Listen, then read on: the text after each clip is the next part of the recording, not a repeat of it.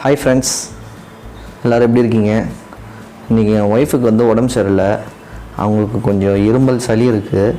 So அதனால் எங்கள் வீட்டில் இருமல் வந்தால் என்ன செய்வோம்னா, ஏலக்காவை வந்து பவுட்ரு ஆக்கி தேனில் குழச்சி நாக்கில் நல்லா தடவிட்டு கொஞ்சம் சப்பி சாப்பிட்ணும். அதை உமிழ்நீர் வந்து கலந்து சாப்பிட்ணும். அப்படி சாப்பிட்டாச்சுன்னா அடுத்த 2 நிமிஷத்துலேயே வந்து பார்த்தோன்னா இருமல் வந்து சுத்தமாக கம்மியாயிடும். ஸோ அதுதான் எப்படி பண்ணலான்னு பார்க்கலாம் வாங்க. பாருங்கள், இது ஏற்கனவே ஏலக்காய் வந்து தூள் பண்ணி வச்சுருக்காங்க. ஸோ இன்னும் கொஞ்சம் நம்ம ஃபைனாக பவுடராக அரைச்சிக்கலாம். இப்போ ஜாரில் போட்டு மூடி வச்சிடுறேன். நான் அரைச்சிட்டு காட்டுறேன் இப்போ உங்களுக்கு.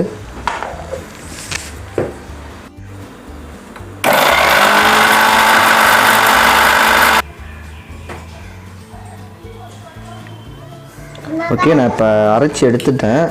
ஆனால் இதை அரைச்சாலும் பவுட்ரு ஆகலை. அதை பார்த்தா உங்களுக்கு தெரியும், வெறும் அந்த இது மாதிரி தான் இருக்குது. என்ன பண்ணுறதுன்னு தெரியல. ஸோ அதனால் இந்த பவுட்ரு மாதிரி இருக்கிறத மட்டும் இப்போ யூஸ் பண்ணிக்க போகிறேன்.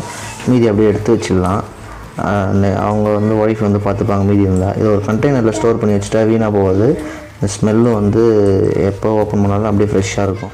இது வந்து நீங்கள் 1 வயசு குழந்தையிலேருந்து கூட கொடுக்கலாங்க. நாங்கள் ஏற்கனவே எங்கள் சன்னு கொடுத்துருக்கோம். நல்ல ரிசல்ட் கொடுக்கும். ட்ரை பண்ணி பாருங்கள்.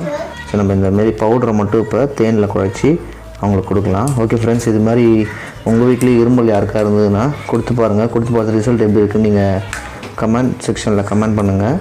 நான் இப்போ அவங்களுக்கு கொடுக்குறேன். ஓகே, அந்த பவுடரில் வந்து இப்போ நான் தேனை வந்து ஊற்றி வச்சுருக்கேன்.